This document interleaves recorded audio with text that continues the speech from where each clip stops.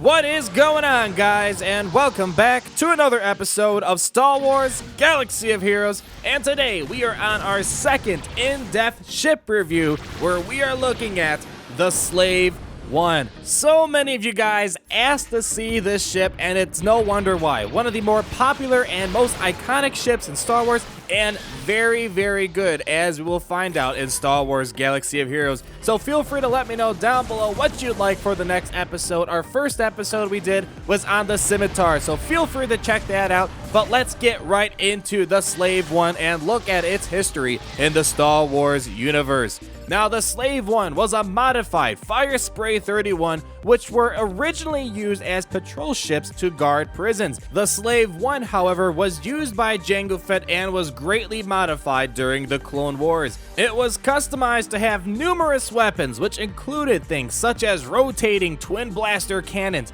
proton torpedoes, and even seismic charges. Once Jango Fett was defeated on the planet of Geonosis, Boba Fett took ownership of the ship to use in his own bounty hunting career, as we saw in the iconic moment when Boba Fett transported the carbon-frozen Han Solo to Jabba the Hutt. This ship became well branded in the galaxy, and anyone who saw the ship knew that a deadly bounty hunter was in their midst. In Star Wars Galaxy of Heroes, we continue to see the Slave One utilize its many weapons to close in and destroy its foes, while also controlling his enemies through various debuffs such as target lock and ability block. Transitioning to Star Wars Galaxy of Heroes, let's first talk about how do you unlock the Slave One, and luckily there is a free-to-play method and a pay-to-play method. The free-to-play method is Fleet Shipments. There's only one spot to get Fleet Shipments, and that is also the same spot where the Scimitar is, which is another great ship in this game. And if you want, there's also a pay-to-play method. If you don't feel like waiting, you can get the Fleet data card packs with your hard-earned crystals. Now, if you're playing free-to-play, the estimated time to get to 5 stars, because as you know, you need 5-star ships to participate in the Zeta battles, and it's kind of the goal for ships, is looking something like this. If you can at least get 4 blueprints a day, you're looking at roughly 36 days to get the Slave One to 5 stars. But depending on your luck, you might be looking at more than 36 days or less than 36 days, because some days you might have 0 blueprints of the Slave One, and some days you just might hit the jackpot and get 12 blueprints of the Slave One. Once you have the ship, you also need to make sure you have the pilots for the ship, and in this case, you only need Boba Fett unlocked at any star count and at any gear level with or without mods. And you guys asked me for my last video if I could just briefly tell you if the character for the ship is good, should you farm them for everything else in the game, so I'll just give you some quick pointers on that. I've already done an in-depth character review on Boba Fett, so feel free to check that out, but Boba Fett is one of those characters you just have to get after his rework got completed. He is amazing. He is a free-to-play character that you can get in the Cantina shipments. You should gear him up all the way if you can. He is simply one of the best characters right now. And in my in-depth character review of Boba Fett, we ranked him as a Grandmaster, and feel free to check out that video if you want to learn more about Boba Fett and the other aspects of the game. What we're going to do now is talk about the stats of the ship. How does the Slave One fit compared to all the other ships in the game, numerically speaking? If you guys saw my Scimitar video, I am eventually going to be working on a standalone video on how a character or characters affect the ship's power and stats. It's a very complicated subject that deserves its own video, but just for now, what you need to know is that maxing out your character's gear, level, mods, abilities, and so forth directly affects the ship's power and its stats. When examining the pros, Boba Fett's Slave One is offering so much. Mainly, this ship is number 1 in health, and keep in mind that this ship is also an attacker, which is very odd to see an attacker be number 1 in health, where we see the average being 74,329. The Slave One is at 87,536, so way above that average there. The Slave One offers other pros, such as being number 7 in armor. The average armor in ships is 279, and the Slave One is sitting at 265, so definitely in that top third of armor in this game. And lastly, not the most impressive thing, as I mentioned earlier, there's not too much disparity in potency, but in case you'd like to know, the Slave one is #1 in potency right now, with the average being 39%. The Slave one is #1 at 42%, but again, nothing too much to brag about since all the ships are kind of in the same ballpark of one another. Now moving on to averages, we only have one thing in here, and that is protection. The Slave one is number 14 for protection, with the average being 32,138. The Slave one is at 21,060. And you guys know what time it is now. Buckle down, because we got some stuff that Chewbacca wants to cry about. And that is the cons, and we just have one con today, ladies and gentlemen, with speed being number 17 out of the 25 ships in the game currently. Average amount of speed is 160. The Slave one is at 151. However, his basic attack addresses this low speed, as we will find out right now as we look at the ship's kit and abilities. And first of all, this basic attack is quite devastating. It is known as Rotating Twin Blaster Cannons. It deals physical damage to a target enemy with a 55% chance each to damage them for a second time, and hey, hold on, we got a third time as well. Each hit has a 55% chance to inflict target lock for 2 turns, but all the hits after the first deal 75% less damage, and this also has a target lock bonus. If the Slave one is attacking a target locked enemy, he gains 20% turn meter on each critical hit. Following up, we have the Seismic Charge, a 3-turn cooldown that also starts on a 3-turn cooldown at the start of the game. It deals physical damage to all enemies, plus bonus damage equal to 30% of their max health.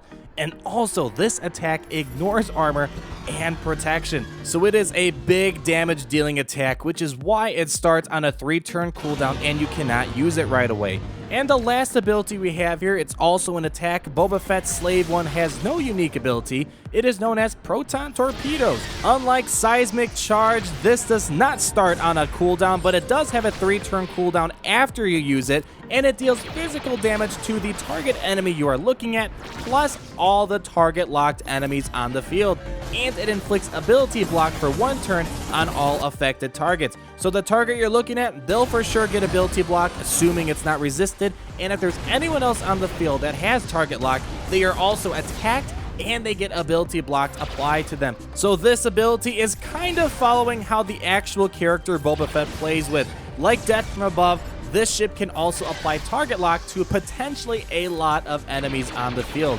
And since there are no gear stuff to talk about and whatnot, we can go straight into my subjective part of the review, and I first want to dive into my personal thoughts. When it comes to ships that are attackers, most would probably agree that the Slave one is the best out there as of now. It boasts some of the greatest stats in the game, and his kit greatly complements his strengths, and it also assists him in his weaknesses. His basic does deadly damage, and the opportunity to get up to 3 hits in a row and up to 3 chances to apply target lock makes this one of the most feared basic attacks in the game for ships. If he is closing in on a target locked enemy, it will have many chances to gain 20% turn meter to address its slightly below average speed. As we will talk about during my best friend segment, he will apply a ton of target lock on the field, and you will most likely want to pair him up with other characters who apply target lock, which means Proton Torpedoes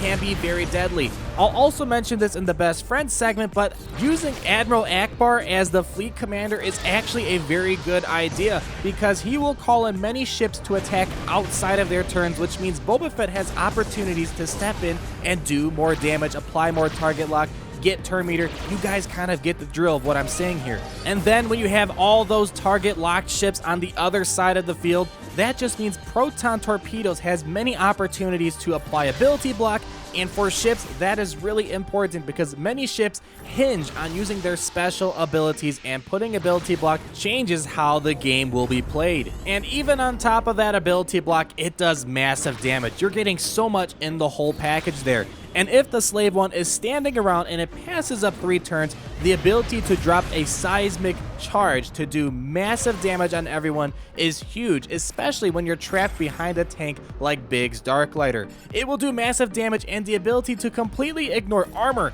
and protection means he is hitting you right in the gut of your health, and you cannot mitigate how much damage is being applied.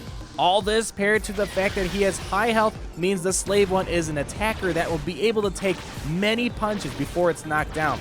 Although a very tough farm for the free-to-play individual like the Scimitar, I highly recommend farming it since it will do you wonders, and it's a great investment for the long run, especially for the Zeta battles. So the Slave One is an amazing ship. You need to farm it, no doubt about that. However, it does come with some weaknesses that can be used by its enemies. First of all, ability block is really critical against Boba Fett, because if it is ability block, the Slave One might not be able to use its game-changing specials like Proton Torpedoes. However, with the Slave One having a very powerful basic, it's not the worst thing in the world since its basic attack does some pretty big damage and does a lot of other stuff. As we saw earlier, the Slave One does not have the most protection in the world, which means it's quickly going to fall to its health pool. And when going up against ships like Poe Dameron, they will take advantage of that since he has bonuses against ships with no protection. Cleansers and critical hit immunity is a big counter since the Slave One's basic revolves around getting critical hits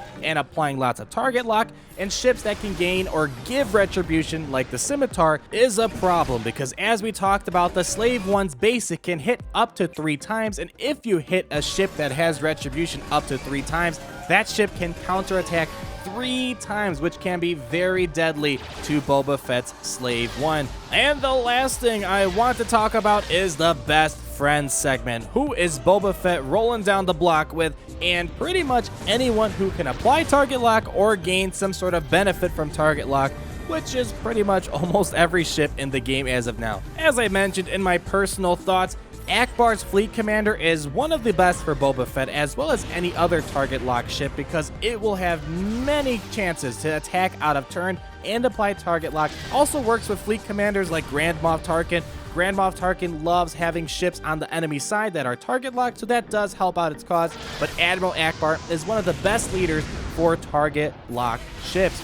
Also an amazing candidate for Darth Maul's slip-through, because if they attack the Slave One can come back and hit up to 3 times on his basic attack. Ships that can grant protection are great choices because the Slave One does not have the most protection, so it might be good to top off that protection once in a while. Ships that call in other ships to assist, kind of like Jedi Councilors, are great to make sure Boba Fett's getting in more attacks. And lastly, ships that can cleanse as well as remove buffs from the enemy are great to ensure that Boba Fett is not being ability blocked, and you also would like ships like Ahsoka Tano to remove the buffs from the enemy that might have something like tenacity up. And with that being said, let's pull up the Hall of Fame and see where the Slave One is going to land. If you haven't noticed by now, the community really loves the Slave One for many good reasons, and from Grandmaster to Youngling, we are going to place the Slave One as a Grand Master, with the Slave One being parked at the highest status. I hope you guys enjoyed this video,